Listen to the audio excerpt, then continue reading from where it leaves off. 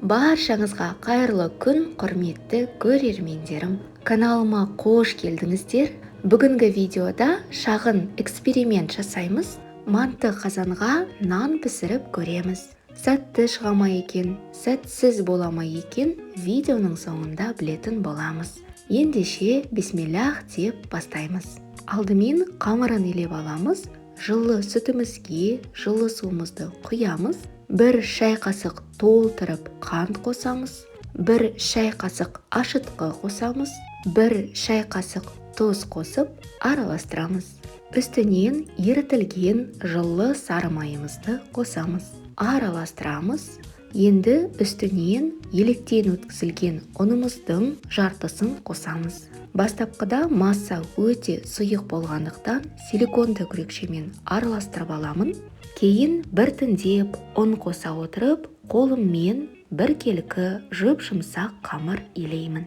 Ұнды біртіндеп қосып отыру керек, себебі әрбір ұнның тығыздығы әртүрлі. Соған байланысты кейде ұн айтылған мөлшерден артылып қалуы мүмкін, немесе қосымша ұн қажет болуы мүмкін. Қажет ұнның мөлшері шамамен 50 граммға дейін ауытқуы мүмкін.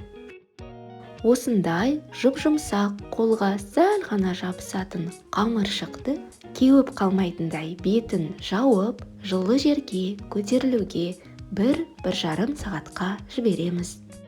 Менің қамырым 1,5 сағатта осылай көтерілді. Енді қамырды 2-ге бөліп аламыз. Эксперимент барынша әділ болу үшін таразымен өлшеп 2-ге бөлемін. Бір нанды әдеттегідей духовкада пісіретін боламын, ал екінші нанды жартылай манты қазанда пісіріп аламын. 2 нанды салыстырып, нәтижесін айтатын боламын. Күлшелерімізді әдемілеп дөңгелек формаға келтіріп аламыз. Кеуіп қалмайтындай бетін жауып 10 минутқа қалдырамыз. Құрметті менің сүйікті алтындай көрермендерім, қазақша каналымның ары қарай дамуына өз үлесіңізді қосыңыз. Видео ұнаса, пайдалы болса, тегін лайктарыңызды аямай басып, кез келген пікір қалдырыңыз. Ал жаңа көрермен болсаңыз, каналымды жоғалтып алмау үшін міндетті түрде тіркеліп қойыңыз. Қамырымызды пергамент қағазына орналастырып, ортасын басып, осындай нанның формасына келтіреміз.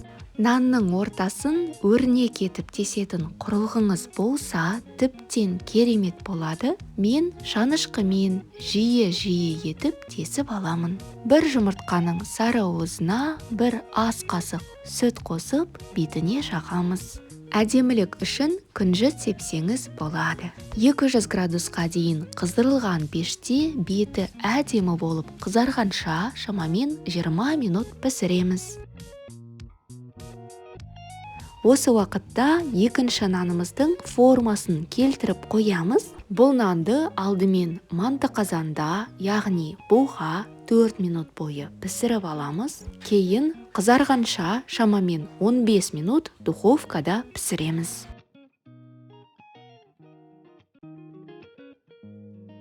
Пергамент қағазымен бірге манты қазанымызға орналастырамыз. Осы уақытта суымыз қатты қайнап жатуы керек.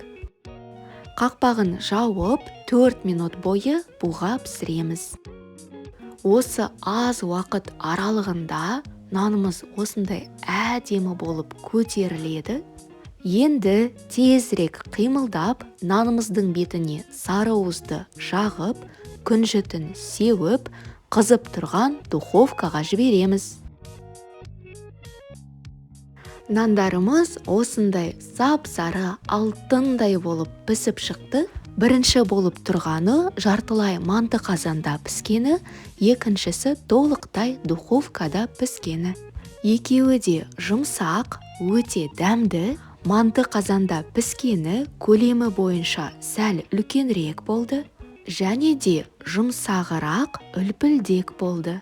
Мінекей, духовкада піскен нанның құрылымы сәл қаттырақ, сәл тығыздау, құрылымы базардағы өзбек нандары секілді. Айырмашылығы тек осы ғана, қазір жартылай манты қазанда піскен нанымызды бөліп көреміз. Көріп тұрғандарыңыздай құрылымы жұп-жұмсақ, үлпілдек. Екі нанды салыстырғанда маған жартылай манты қазанда піскен нан қатты ұнады.